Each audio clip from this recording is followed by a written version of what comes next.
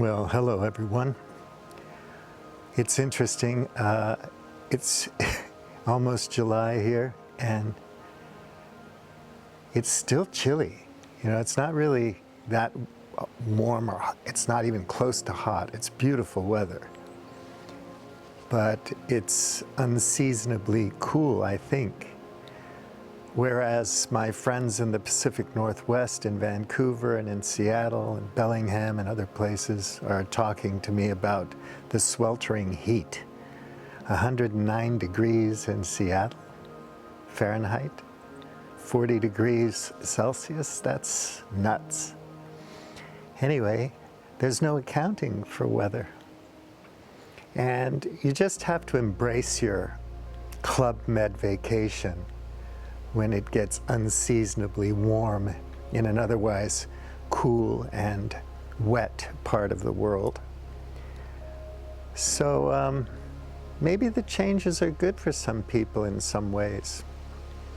A Club Med vacation, the antidote to civilization.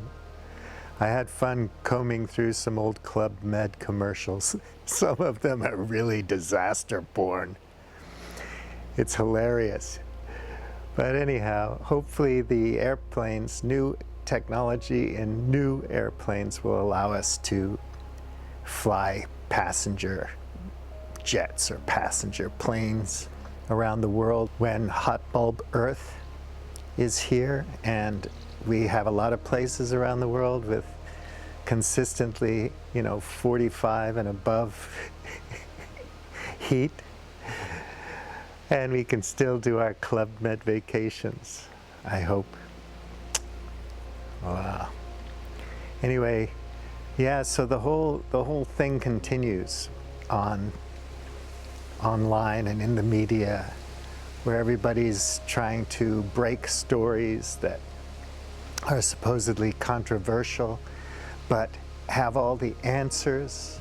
And very few of these stories actually have the answers, because science comes up with provisional hypotheses and tries to sort out through experimentation and empirical evidence what's real and what works and what doesn't work.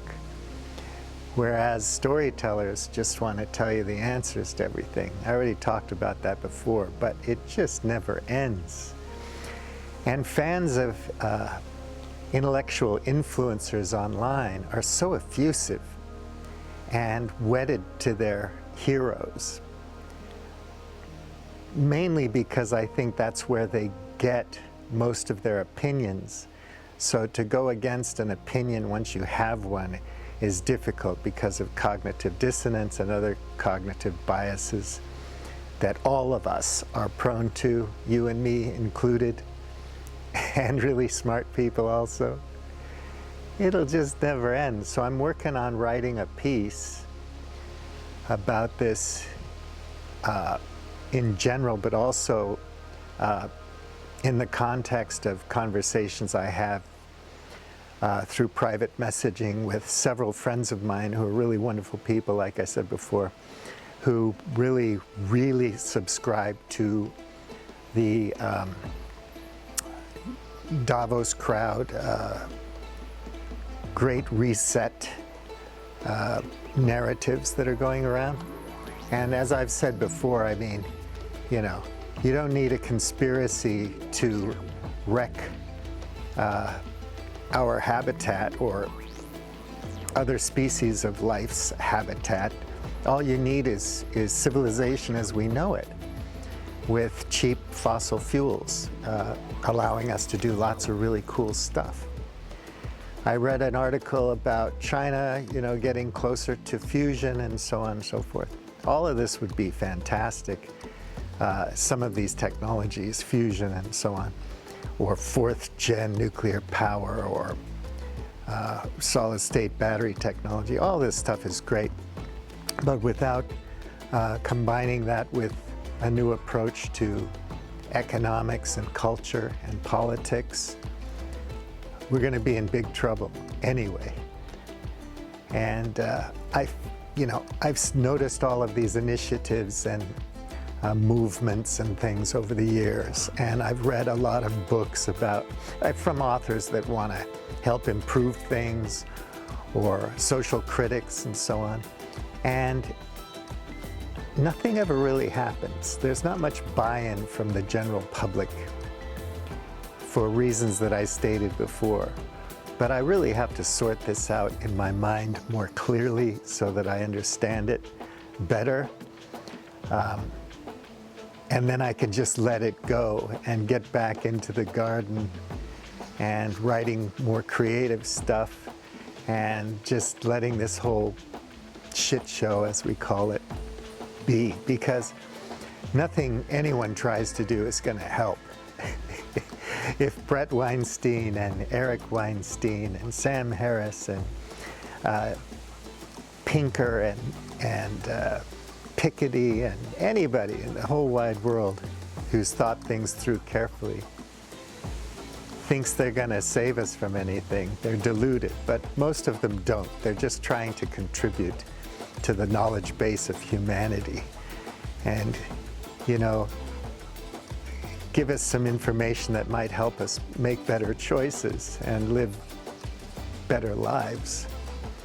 But nothing really seems to change because people are built a certain way, and we haven't learned how to actively evolve ourselves yet. We're still getting around just how to handle the propaganda that's being thrown at us 24/7 in our world. And there's so much access, easy access to propaganda, all manner of propaganda, that it's hard to, you know, sift through it and make sense of it all. You know, everybody's pushing and pulling us all the time. And to guard against it, we have to really be careful, you know? And I think most people want to figure out where they can fit in within their communities around doing something positive, you know, volunteering or good works of any kind, you know. So a lot of people just want to help, you know. That's why they're reading all of these books and things. And also, most of the time, if you recommend a book to somebody, they're not going to read it. And even if they do read it, they're going to forget it, you know, in 2 weeks. So we just continue doing what we're doing. My friends around here, they have multiple skills. You know, they're craftspeople, they blacksmiths, they make knives, mechanics, they have several jobs, lots of different skills, they have small farms and so on. I think pretty resilient people and a good community, and that's really helpful in life, I think. But as far as all of us getting together and coordinating and agreeing on a plan of action to do anything, it's pretty tough. So you need the propaganda, the marketing, the public relations, all these arms of persuasion out there just to push and nudge and pull people in some direction. And we're all being pushed and pulled and nudged in so many directions that it's hard to know what we're really actually doing, you know. Have I really chosen any of the things I'm thinking? Or have I just fallen into these trains of thought and then confirmed them and cherry-picked information from my bubble to make me feel good? It's tough. Anyway, I'm going to work on that piece and put it out there, but it's going to have some fairly snide humor in it that I hope will come across out of context. I'd much rather have a conversation with somebody face to face and find the humor in the discussion of deep and difficult things than to try to, you know, write an essay that makes sense. But it's hard work. Any of it's hard work. So I'll give a shot at that. I'm running around enjoying all these trees and green hills and different forests and little places, farms. It's a nice way to spend an hour when you're taking a break. So I hope you all have something like that to do that makes you feel good. So thanks for watching, and I'll talk to you again sometime. And maybe one of these days I'll do some B-roll to throw into this. Okay, take good care. Buliam T. Out.